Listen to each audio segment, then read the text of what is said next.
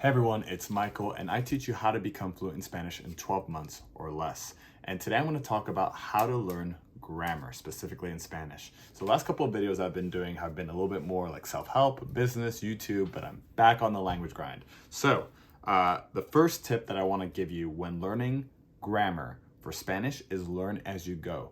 Don't try to crack open a book, learn all the grammar, and then start trying to speak with someone, or learn all the vocabulary and then start speaking.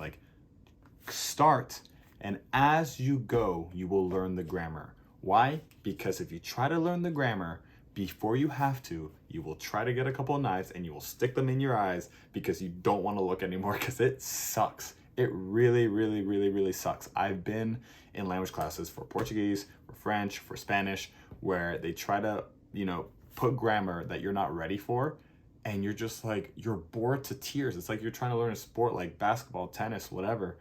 And before they actually have you dribble or shoot or play, they're like, let's go over some advanced tactics on 5-on-5 to really make sure that you're closing out people out of the box. And they're just like, oh my God, when do I get to actually hold a ball in my hands and like dribble and like shoot? Like, that's exactly how it feels. So second is try to go in this order of learning grammar. You should try to go first with the present, then with the past, then with the future, and then with the conditional and subjunctive. So you want to go with present because that's where you start. You start with, hey, my name is this. You just start with facts, with like, how are you? Oh yes, I'm from here. It's just stuff in the present. Then you go to past because that's where a lot of the questions go to, which is like, oh, where have you lived? Oh, how long have you been doing this for? Oh, da da da da da. It's like, it's just a natural progression that you're going to start talking about stuff in the past first. Then it's to the future. Then it's to the conditional and to the subjunctive. So you want subjunctive to be last because that's when it starts to getting, kind of complicated. But the future is where people usually honestly stop. Like, they get their present, they get their past, then the future, they like get there, they try to avoid it. I've had like private students that have been like, okay, like, let's talk. And I'll try to prompt them with questions about the future, and they'll avoid it entirely. And it's like, what are you doing? They're like, yeah, I don't feel very comfortable. It's like, okay, you have to use the future tense. So try to go through all of them. In the past, I made the mistake where it was like, you must speak fluently in the present before you can speak fluently in the past, fluently in the future. Like, the way I teach, I've learned, I started from zero teaching. Like, I don't know how to teach. Let me give you lessons for free and we'll figure it out. And I'll try the craziest things that you could do to try to like learn in Spanish, try to learn all of these vocab words first. And so what I try to do is only learn the present, then we'll move to the past. The troubling thing is that to learn everything in the present becomes boring because you just spend too much time on it. You want variety. You want to try to learn like the past as well, and the future, and the conditional, and the subjunctive. And there's just too much to learn in the present. It's just a very vast ocean.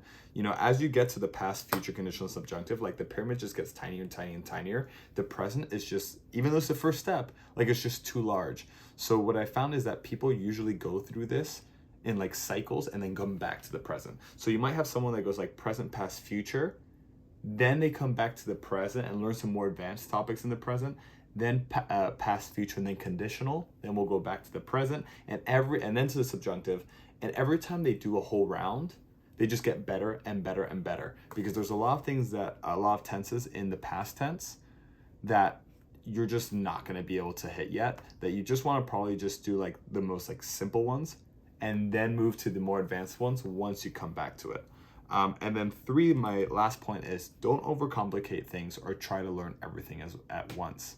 Just learn as you go. That's your ego telling you to be a perfectionist and trying not to make mistakes when you're speaking with people. So when you're speaking with people, that's when you're the most vulnerable. That's the hardest part. Like, that's why in my program, you speak with people 3 times a week, because you got to do the hard thing, that you got to do the thing that is going to actually propel you forward. And by you saying, no, I'm not ready, I want to learn all these things so I don't make mistakes, is you basically saying, I'm insecure and making mistakes will bring my self-worth down.